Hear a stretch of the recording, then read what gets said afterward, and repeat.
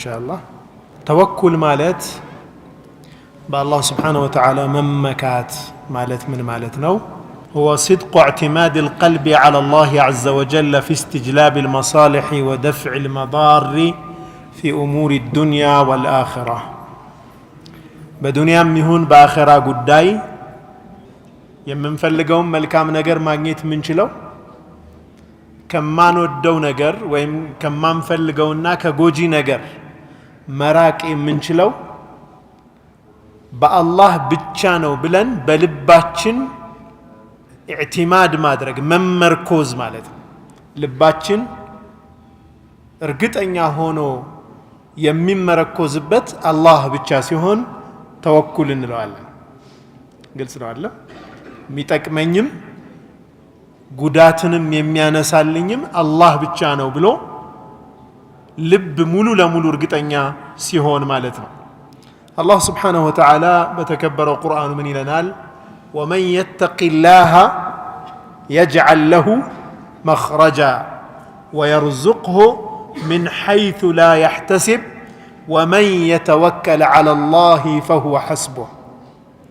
አላህን የፈራ ሰው መውጫን ከችግር ማምለጫን አላህ ያደርግለታል፣ አላህ ይፈጥርለታል። ያላሰበው የሆነን ሲሳይ አላህ ስብሓነሁ ወተዓላ ይሰጠዋል። ወየርዙቅ ምን ሐይቱ ላ የሕተሲብ ማለት እሱም የሚለፋበት የሆነ መንገድ አለ፣ ግን አላህ ባልጠበቀው መንገድ ባላሰበው መንገድ ሪዝቁን ይከፍትለታል። ምን ከሆነ አላህን የሚፈራ ከሆነ። ወመን የተወከል ዐላ ላህ በአላህ የሚመካ ሰው ደግሞ እርሱ አላህ በቂው ነው ይላል አላህ ስብሓነሁ ወተዓላ። ሌላ አያስፈልገውም። አላህ ስብሓነሁ ወተዓላን የያዘ ሰው ሁሉን ይዟል። አላህ ያመለጠው ወይም አላህን ያልያዘ ሰው ደግሞ ምንም ነገር አልያዘም። ዓለምን ቢይዝ ምድር ላይ ያለን ነገር በሙሉ በእጁ ቢያደርግ። ለዚህ ነው በአሰር ምን ተገኝቷል? የብነ አደም እጥልብኒ ተጅድኒ፣ አንተ የአደም ልጅ ሆይ ፈልገኝ ታገኘኛለህ ይላል አላህ ስብሓነሁ ወተዓላ። መን ወጀደኒ ወጀደ ኩል ሸይ፣ እኔን ያገኘ ሁሉን ነገር አገኘ። ወመን ፈቀደኒ፣ እኔን ያጣ ፈቀደ ኩል ሸይ፣ ሁሉን ነገር አጣ ይላል አላህ ስብሓነሁ ወተዓላ። በአሰሪህ ተገኝቷል። በዱንያም ሆነ በአኼራ መሳሊሐችን የሚጠቅመንን ነገር በሙሉ የሚሰበስቡ ሁለት ነገሮች በዚህ ቁርአን አያ ተጠቅሰዋል። ተቅዋና ተወኩል። ወመን የተቂላህ የጅዐል ለሁ መኽረጃ፣ ከችግሩ መውጫ አላህ ያደርግለታል። ወየርዙቅሁ ሚን ሐይቱ ላ የሕተሲብ፣ መልካም ነገርን አላህ ይሰጠዋል። ወመን የተወከል ዐላ ላህ ፈሁወ ሐስቡህ፣ ሐስቡና አላሁ ወኒዕመል ወኪል። ምንኛ መመካት አማረ፣ ምንኛ ያምር፣ አላህ በቂያችን ነው። ይህችን ቃል ይላሉ ነቢዩላህ ኢብራሂም ዓለይሂ ሰላም እሳት ላይ የተጣሉ ተናግረዋታል። ጅብሪል ዓለይሂ ሰላም መጣና ያ ኢብራሂም ምን ላድርስልህ ለአላህ አላቸው። አየር ላይ እኮ ነው ያሉት፣ ወደ እሳት እየተወረወሩ ነው። ምን አሉ እሳቸው? ምን ታደርስልኛለህ? እሱ ያቅ የለም ወይ እኔ ያለሁበትን ሁኔታ አሉ። ምኑን እልክሃለሁ ወደ እሱ አሉት። ያለሁበትን ሐል የሚያቅ ጌታ ነው አላህ ስብሓነሁ ወተዓላ። ሐስቢ አላሁ ወኒዕመል ወኪል አሉ። ቃለሃ ኢብራሂሙ ሒነ ኡልቅየ ፊ ናር አሉ ነቢያችን ሰለላሁ ዐለይሂ ወሰለም። ኢብራሂም ዓለይሂ ሰላም እሳት ላይ በሚጣልበት ጊዜ ብሎታል። ግን አላህ ነፃ ወጣቸው ከዛ መከራ። ነቢዩላህ ኢብራሂም ምን ይላሉ? በዱንያ ላይ እንደዛች እሳት ላይ የወደቅኩባት ቦታ ያክል ተስማሚ ቦታ ኖሬ አላቅም ይላሉ። ሱብሓነላህ። ያ ናሩ ኩኒ በርደን ወሰላመን ዐላ ኢብራሂም ተባለቻ። ከምትስማሚ ቀዝቀዝ ያልሽ ሰላማዊ ሁኚ ተባለች። ኢዛ አራደ ሸይአን አን የቁለ ለሁ ኩን ፈየኩን። የሚሳነው ጌታ የለም። የሚሳነው ጌታ አይደለም አላህ ስብሓነሁ ወተዓላ። እንደ ሰው ነው ሀሳብ የምናበዛው፣ እንደ ሰው ነው ካልኩሌሽን ውስጥ የምንገባው። አላህ ግን ከፈለገ አንድን ነገር ሁን ይለዋል፣ ይሆናል። ምንም ከልካይ የለው። ዑመር ብን ኸጣብ ረዲየላሁ ዐንሁ باستلالفون حديث نبياتنا عليه الصلاة والسلام فيما رواه الترمذي من إلالو لو أنكم كنتم توكلون على الله حق توكله لرزقكم كما ترزق الطير تغدو خماصا وتروح بطانا إلى النبي صلى الله عليه وسلم أن أنت كوبا الله لا يأونت هنا ممكات يمتمكو بهون نورو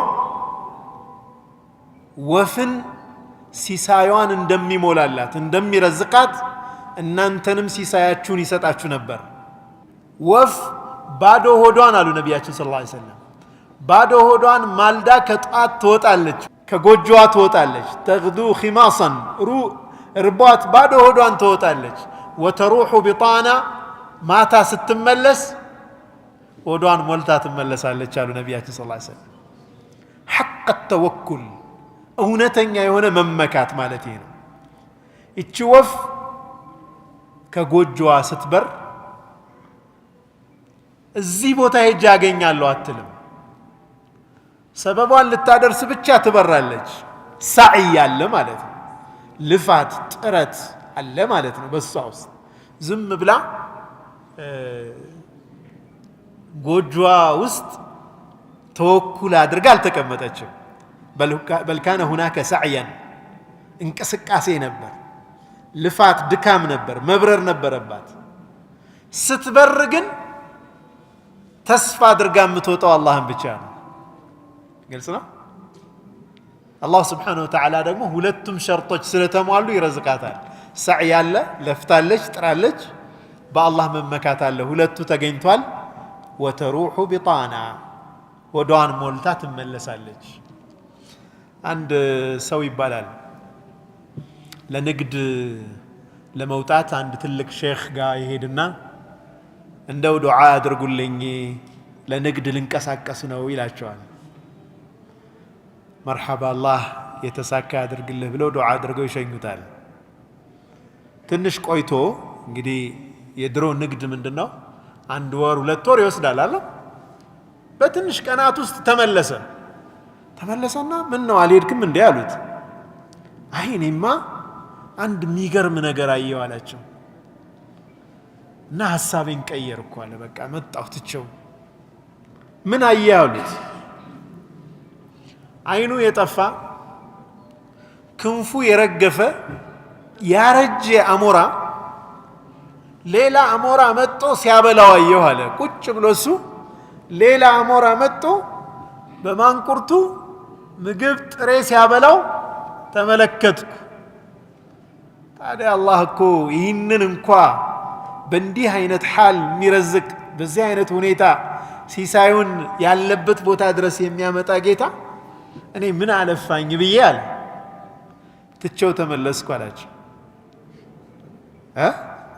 ምን አሉት ሼኽየው ምን ነው አንተ አይኑ የጠፋው ክንፉ የረገፈው እንዲህ አይነት በሽተኛና ያረጀውን አሞራ ለመሆን ተመኘ ያ የሚቀልበውን ለምን አልሆንክም ማለት ገብታችሁ አይደል የትኛው ነው የተሻለው ያ ለፍቶ ጥሮ ይሄኛውን የሚመግበው አይሻልህም ወይ ለምን ይሄኛውን ለመሆን አሰብክ አሉት طيب ስለ ሪዝቅ ስናወራ ስለ ተወኩል ስናወራ ሁሌም መቼም በእኛ በሙስሊሞች ህይወት ውስጥ በጣም እየተቸገር ነው ያለ ጫፍ የረገጡ አስተሳሰቦች ናቸው ጽንፍን ይዛለን ስለ ተወኩል ስናወራ መንቀሳቀስ መልፋት ምን ያስፈልጋል በአላህ ከተመካን ሁሉ ነገር ይሆናል ብለን እናስባለን ስለ መስራት ስናወራ በስራችን ብቻ እንመካለን በልፋታችን ብቻ እንመካለን አላህን እንረሳለን እስልምና የሚያስተምረን ግን እንድንለፋ ስንለፋ በልፋታችን ላይ ላንመካ በአላህ ላይ እንመካ ስንመካ ሱና የሆነውን መልፋት የሚባለውን ነገር ሳንስት መሆን እንዳለበት ያስተምረናል ተግባብተናል አይደል ምን ጊዜም እስላም ሚዛናዊ የሆነ እይታ ነው ያለው በሁሉም ነገር ሚዛናዊ ነው የሰው ልጅ ደግሞ ሚዛኑን ሲስት ነው ዱንያውም ዲኑም የሚበላሸው ሚዛን ከተሳተ ሚዛናዊነትን ከለቀቅን ብዙ ነገር ይበላሽብናል።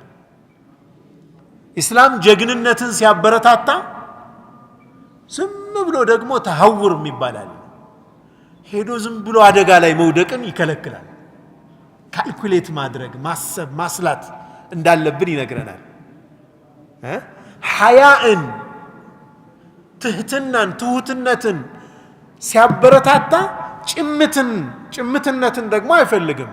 ሐሳብን መግለጽ አለመቻል ድረስ ራስን በጣም መቅበርን አይፈልግም። ግልጽ ነው አይደል?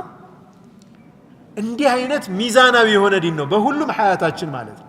ተወኩልንም ስናይ ሳዕ ያስፈልገናል፣ መልፋት መጣር ያስፈልገናል። ወፏ እንደበረረችው መብረር ይጠበቅብናል።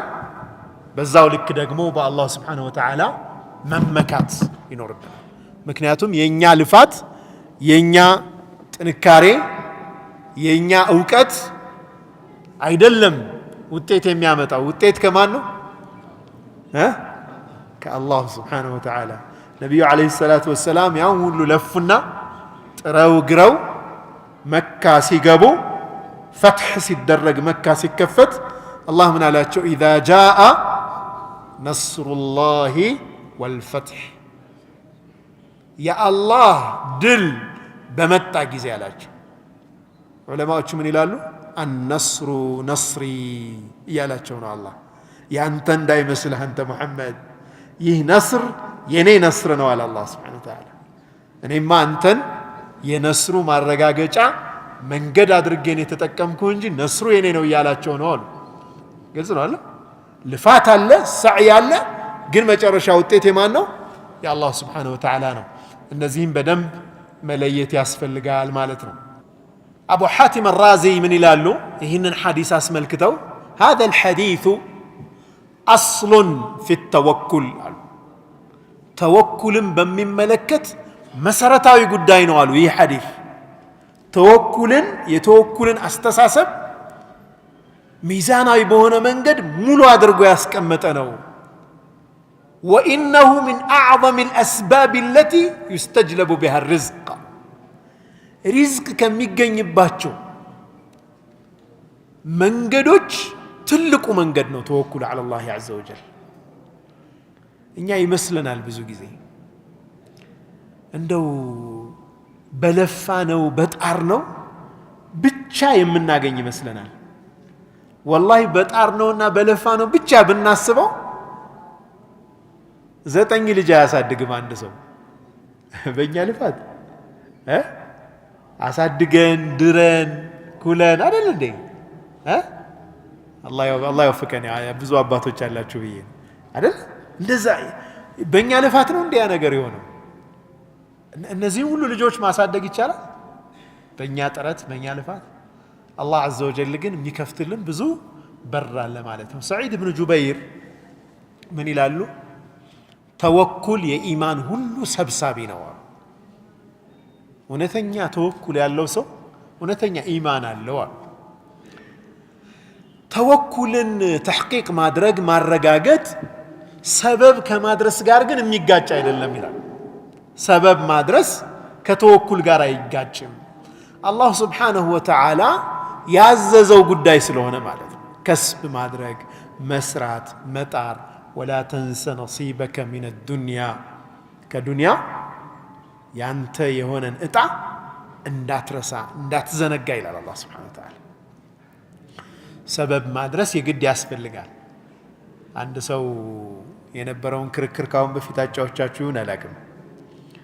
ወጣቶች ተሰብስበው ጓደኞች ይከራከራሉ። ተወኩል ካለ አላህ ሁሉን ነገር ይሰጣል ይላሉ። አይ ለተወኩልማ መልፋት መጣር ያስፈልጋል ብሎ ደግሞ ሌላኛው ይሞግታል። አይ ምንም አያስፈልግም ብለው ሞገቱት። መጨረሻ ላይ እስኪ እነሱ ያሉትን ቴስት ላድርገዋል ልሞክርና እውነት ከሆነ እስኪ ቼክ አደርጋለሁ ብሎ አንዲት የመስጂድ ኮርነር ላይ ልክ እንደዚህ ውስጥ ገብቶ ቁጭ አለ።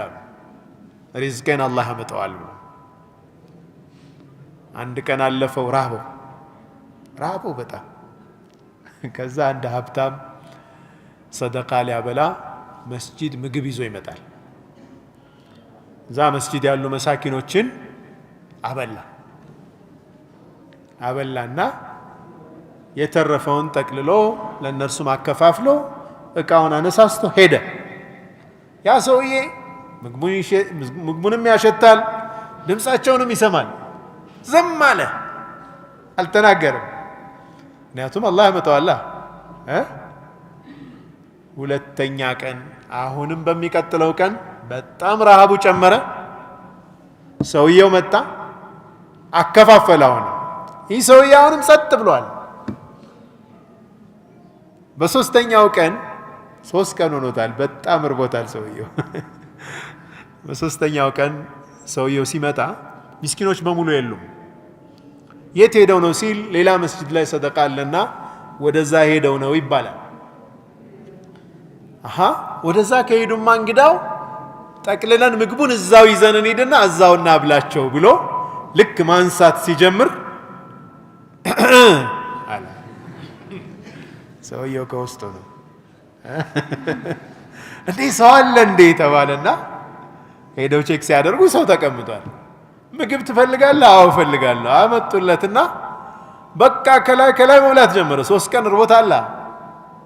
ልክ የተወሰነ በልቶ እንደጨረሰ ቁልቱ ለሁም ብያቸዋለሁ እኮ አለ። ምንድነው ብያቸው? እኔ ነግራቸዋለሁ ይላል።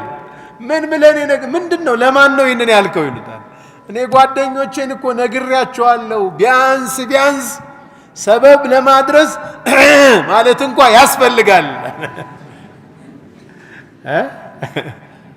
ሚኒመም አንድ ሰው ቢያንስ ሊል ይገባል። ያችን ባልን ኖሮ ይችን ምግብ አላገኛትም፣ በረሃብ ሞት ነበር ማለት ነው። طيب ሳዕይ ያስፈልጋል፣ ሰበብ ማድረስ ያስፈልጋል። ሁሉ ነገር ትቶ ሰበብ ሳይደረስ አይሆንም። ነብዩ ሰለላሁ ዐለይሂ ወሰለም أشرف الخلق عليه أفضل الصلاة وأزكى التسليم كفترات ሁሉ የላቁ የነቢያት ቁንጮ የሆኑት ነብዩ ሰለላሁ ዐለይሂ ወሰለም ሂጅራ ያደረጉበትን መንገድ እስኪያስቡት ወንድሞች፣ ተወኩል አድርገዋል በአላህ ላይ። ግን ደግሞ የሰው ልጅ ሊያስብ የሚችለውን የመጨረሻ ፕላን ግን አድርገዋል፣ እቅድ አውጥተዋል። ምንድነው ያደረጉት? ወደ መዲና መሄዳቸውን ትተው ወደ የመን አቅጣጫ ነው የሄዱት። መጀመሪያ ወደ የመን አቅጣጫ ሄደው ዋሻ ውስጥ ገቡ።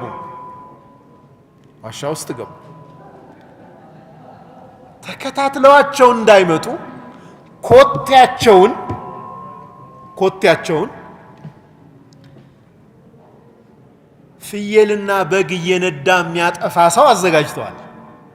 የፍየልና የበግ መንጋው ሲሄድበት የእሳቸውና የአቡበክር ስዲቅ ረዲየላሁ ዐንሁ ኮቴ እንዲጠፋ ማለት ነው። አያችሁ ፕላኒንጋቸው፣ እቅድ እኮ ነው። በቃ ስትራቴጂያቸው አቅጣጫ አስቀይረዋል፣ አሻራቸውን አጥፍተዋል። ይህ ሁሉ ከሆነ በኋላ ያላቸውን እንደ ሰው ማድረግ ያለባቸውን ጥንቃቄ ጥረት ካደረጉ በኋላ ደረሱባቸው አልደረሱባቸውም? ደረሱባቸው እኮ። ለው ነظረ አሐዱና ኢላ ኒዓሊህ ብለዋል አቡበክር ስዲቅ ረዲየላሁ ዐንሁ። ከነዚህ ሰዎች ውስጥ አንዱ ወደ ታች ወደ ጫማው ቢመለከት እኮ ያየናል አሉ። ከስራቸው እኮ ነው ያሉት። አቡበክር ሲዲቅና ረሱል ሰለላሁ ዐለይሂ ወሰለም ከስር አሉ። ሙሽሪኮቹ ደርሰውባቸዋል። ይሄኔ ተወኩል መጣ። ማ ظنك باثنان الله ثالثهما አሉ ነቢያችን ሰለላሁ ዐለይሂ ወሰለም። አላህ ሶስተኛቸው የሆኑ ሁለት ሰዎች ምን ይሆናሉ ብለህ ትሰጋለህ አሉ ነቢያችን ሰለላሁ ዐለይሂ ወሰለም። አያሽ ተወኩል በቃ የመጨረሻ ጣራ ማለት ነው። ተወኩል በቃ ሰበብ ማድረሱ እስከ መጨረሻ ተጠቅመዋል ነብዩ ሰለላሁ ዐለይሂ ወሰለም። ተወኩልም ደግሞ እስከ መጨረሻ ድረስ ነበር አለይሂ ሰላቱ ወሰላም። በሌላ ጊዜ ሰይፋቸውን ሰቅለው በተኙበት አንድ ሙሽሪክ መጣና ሰይፉን አንስቶ እዛው በተኙበት መን የምነዑከ ሚኒ ማን ነው ከኔ የሚከለክልህ ብሏቸዋል። ሰይፉን ይዘው ነቢዩ ሰለላሁ ዐለይሂ ወሰለም እዛው ሆነው እባክህ ዘንልኝ እንደው አንተ ካላዘንክልኝ ዋጋ የለኝም አሉ እንዴ? ላ አበደን ወላሂ መን የምነዑከ ሚኒ ሲላቸው አላህ አሉት። አላሁ አክበር አላህ። ይሄኔ እጁ እዛው ተንቀጠቀጠና ሰይፍ ወደቀ። ተወኩል የመጨረሻ የተወኩል ጫፍ ነቢ ሰለላሁ ዐለይሂ ወሰለም ህይወት ውስጥ እናያለን። ሂጅራ በሚወጡበት ጊዜ ቦታቸው ላይ ያስተኙት ማንን ነው? አሊ ብን አቢ ጣሊብ ረዲየላሁ ዐንሁ። ሰው ተኝቷል ብለው እነሱ እንግዲህ ከየጎሳው ከአረብ ጎሳዎች በሙሉ የተውጣጡ ማፊያዎች ማለት ነው ሊገሉ ደሙን በአረብ ጎሳ ላይ በሙሉ እንበትነውና ማንንም ቁረይሾች ማንንም እንዳይጠይቁ በኒ ሃሽሞች ማንንም እንዳይጠይቁ እናደርጋለን ብለው ይህንን ሸይጣናዊ እቅድ አውጥተው ነቢዩን ሰለላሁ ዐለይሂ ወሰለም ለመግደል በሚመጡበት ጊዜ ነቢዩ ሰለላሁ ዐለይሂ ወሰለም ግን አስፈላጊውን ጥንቃቄ በሙሉ አድርገው ነበር። ዓሊይን ቦታቸው አስተኝተው እሳቸው አልፈው ወጡ። ላ ቱድሪኩሁ ልአብሳር ወሁወ ዩድሪኩ ልአብሳር። አላህ ዐዘ ወጀል እንዲህ ነው እንግዲህ ባህሪው። እሱን ይሄ አያ ለአላህ ነው። እሳቸው ምንድን ነው ያሉት? በተኑ አፈር እንቅልፍ ጣላቸው። በሰዎቹ መካከል አልፈው ሄዱ። በኋላ ላይ ሲነቁ ሄደው ሲገልጡ ዓሊይ ነው። መጀመሪያውኑ የረሱል ሰለላሁ ዐለይሂ ወሰለም እቅድ አሸነፈ ማለት ነው። ተወኩል ዐለላህ ነበራቸው። አላህ ዐዘ ወጀል ጣልቃ ገብቶ ደግሞ እነኚህን ሰዎች አስተኛቸው። ግልጽ ነው አይደል? እሳቸው እንደ ሰበብ ማድረስ ያለባቸውን ያደርሳሉ። አላህ ስብሓነሁ ወተዓላን ይመካሉ። መጨረሻ በድል ይጠናቀቃል ማለት ነው። ፈሊዛሊክ ሰበብን ማድረስ ከተወኩል ጋር የሚጋጭ ሳይሆን አብሮ የሚያያዝ ነገር ነው። አላህ ስብሓነሁ ወተዓላ ጅሃድ ላይ በሚሆኑበት ጊዜ እንኳ ያ አዩሃ አለዚነ አመኑ ኹዙ ሒዝረኩም ጥንቃቄያችሁን ያዙ ይላል አላህ ስብሓነሁ ወተዓላ። ሰሓቦቹን፣ አማኞቹን፣ ሳሊሖቹን ጥንቃቄያችሁን ያዙ። መጠንቀቅ አስፈላጊውን የሆነ እንደ ሰው መሟላት ያለበትን ነገር ማሟላት አላህ ያዘናል። ሳህል የሚባሉ ዓሊም ምን ይላሉ?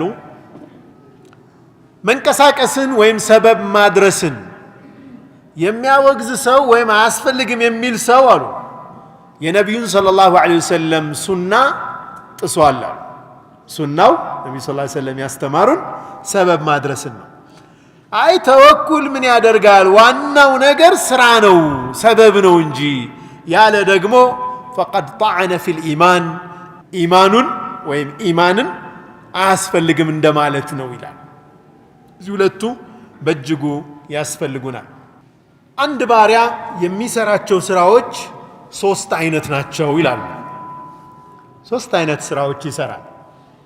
የመጀመሪያው አንደኛው አላህ ስብሓነሁ ወተዓላ ያዘዘን እንድንተገብረው የታዘዝናቸው ነገሮች ናቸው። እነዚህ ነገሮች ደግሞ ከጀሃነም ነፃ መውጫና ጀነት የምንገባባቸው ምክንያቶች ናቸው። ይህ የግድ መፈጸም ያለበት ጉዳይ ነው። مع التوكل على الله عز وجل فيه በአላህ ላይ ከመመካት ጋር መተግበር ያስፈልጋል። መጾም፣ መስገድ፣ ሰደቃ፣ ዘካ፣ ሐጅ መሳሰሉት ዒባዳዎች ምን ማለት ነው። ምክንያቱም እነኚህ ዒባዳዎች ራሱ ተወኩል ይፈልጋሉ በአላህ ላይ። فإنه لا حول ولا قوة إلا بالله حي على الفلاح ሲባል لا حول ولا قوة إلا بالله እንላለን። ምን ማለታችን ነው? አዎ ጥሪውንማ ሰምተናል፣ ግን ወደዚህ ጥሪ ለመምጣት እኛ አቅምም ችሎታም የለንም። አላህ ዐዘ ወጀል ሲፈልግ ነው የምንመጣው። በአላህ ላይ መመካት ይፈልጋል። ግልጽ ነው አይደል? አይ አላህ ሲሻው ፈጽማለሁ ብሎም ደግሞ ማምታታት አይቻልም። ለምንድን ነው ይህንን የማትሰራ? አይ አላህ አልሻልኝ ሆኖ እኮ ነው። ለምን ይህን ትሰራለህ? አላህ ሽቶብኝ እኮ ነው። እቺ ማልቻለም እቺ ማጭበርበሪያ እቺም ተቀባይነት የላትም። ላኪን ሐቂቃ التوكل على الله በምንሰራው መልካም ስራም በአላህ ላይ መመካት ያስፈልጋል። ያ አላህ እኔ ሐውልም ቁዋም መላም ኃይልም የለኝም፣ አንተ ነህ መላዬ፣ አንተ ነህ ኃይሌ፣ በኸይር ስራ ላይ አበርታኝ። ነቢዩ ሰለላሁ ዐለይሂ ወሰለም ሁሌም ከሰላት በኋላ ምን ዱዓ ያደርጉ ነበር? አቡ ሁረይራን ምን አስተማሩት?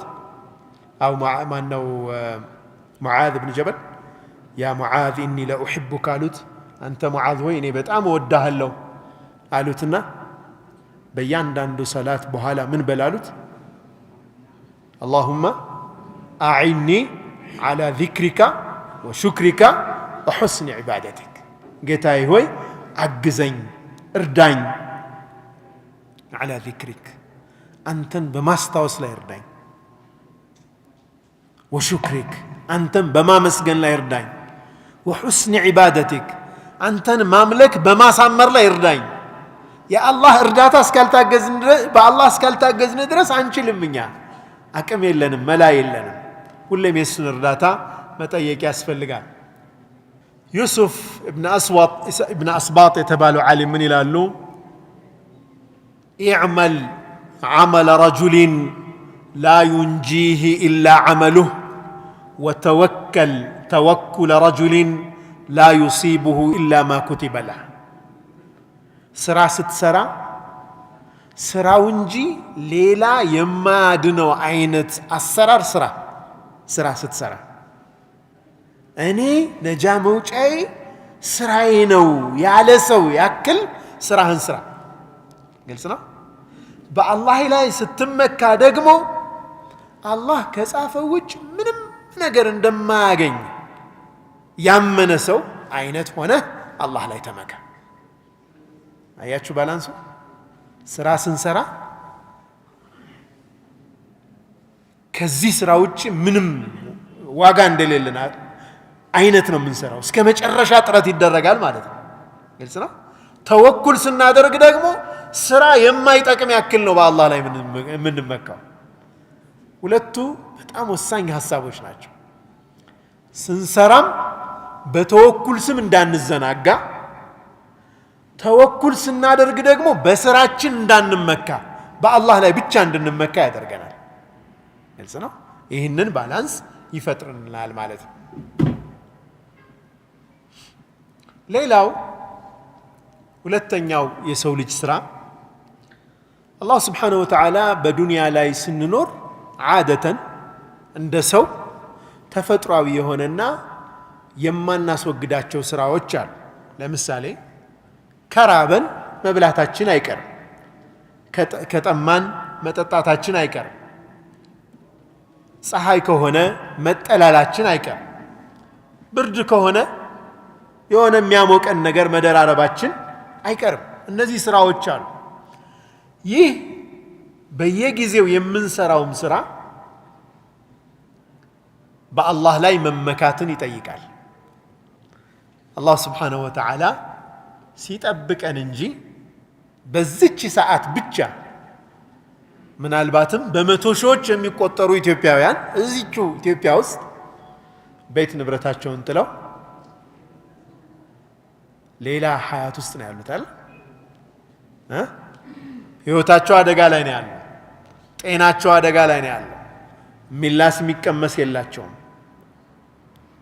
የአላህ ከለላ ካልሆነ በስተቀር አንድ ሰው ባለው ነገር ሙሉ ለሙሉ እርግጠኛ ሆኖ መተማመን አይችልም ይቻላል ወንድሞች አይቻልም ሶስተኛው አይነት ስራ ما أجرى الله العادة في الدنيا في الأعم الأغلب وقد يخرق العادة في ذلك لمن شاء من عباده مثالي لك عند مدهنيت عينت ጉዳዮች ደግሞ አሉ ሁሌም ማንሰራቸው ግን ስንታመም ችግር ላይ ስንሆን የምንወስዳቸው መድኃኒት አይነት ነገሮች አሉ አይደለም እንዴ አሁን ሁሌ ምግብ እንመገባለን የግድ ነው መድኃኒት ግን ሲያመም ብቻ የምንወስደው ነው እነዚህ ነገሮች ላይስ መድኃኒቱን መውሰድ ከተወኩል ጋር ይጋጫል ወይስ አይጋጭም መድኃኒቱን ባንጠቀም ነው የሚሻለው ወይስ መጠቀሙ ነው ትክክል ስለ ተወኩል ስናወራ ይህም ነገር አብሮ ይመጣል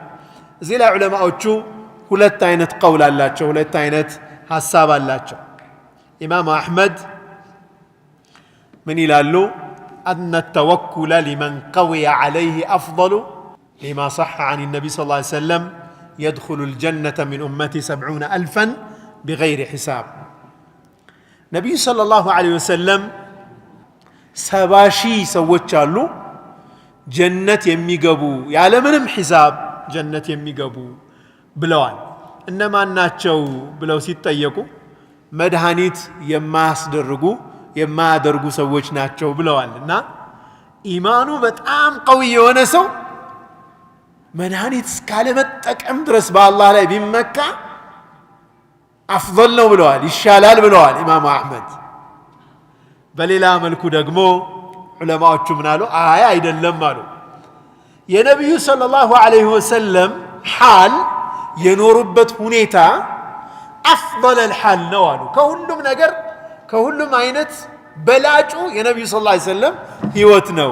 ነቢዩ ሰለላሁ ዐለይሂ ወሰለም ደግሞ ህክምና አድርገው ያውቃሉና ህክምና ማድረጉ ነው የሚበልጠው አሉ። ተጋውተናል። ዑለማዎቹ ጋር ያለውን ሐሳብ አያችሁ። ኢማም አሕመድ ያሉት አለ፣ ሌሎቹ ደግሞ ይህንን ብለዋል። ሙጃሂድ፣ ዕክሪማ፣ ነኸዒ እና ሌሎችም ከሰለፎች ሌሎቹ ዑለማዎችም ምን አሉ? ሰበብን መተው ሙሉ ለሙሉ ሩኽሳ አይደረግም አይፈቀድም አሉ። ኢላ ሊመን ቀጠዐ ቀልበሁ ዐን ልእስትሽራቅ ኢላ ልመክሉቂነ ቢልኩልያ ወደ መክሉቆች ምንም አይነት ፊቱ የማይዞር ሙሉ ለሙሉ ቀልቡ የተቆረጠ ሰው ካልሆነ በስተቀር አሉ። ማን ይደርሳል እዚህ? ወደ መክሉቅ ፊቱ የማይዞር ሙሉ ለሙሉ ቀልቡ የተቆረጠ ሰው ካልሆነ በስተቀር ከመክሉቅ አይሆንም አሉ። እንደ አብዛኛችን ወይም ኦልሞስት ሁሉም ሰው የሚሆነው ተዳዊ ማድረግ ሱናም ነው። ነቢ ሰለላሁ ዐለይሂ ወሰለም ያደረጉት ነገር ስለሆነ ማለት ነው።